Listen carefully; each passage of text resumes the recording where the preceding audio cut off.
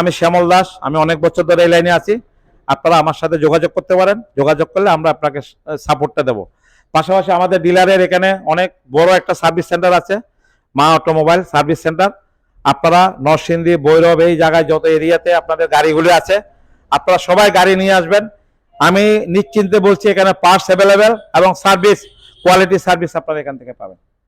পাশাপাশি আমরা প্রতি মাসে এসে এখানে আমরা একটা চেক আপ করে যাব, গাড়িগুলো ঠিক চলতেছে কিনা। এইভাবে আপনারা আমাদের পাশে থাকবেন, আশা করছি আমরা দিন উত্তর পাবো। তাজুল আসো। তো আমাদের মাঝে তাজুল, আমি উনি বেশি কিছু বলবো না।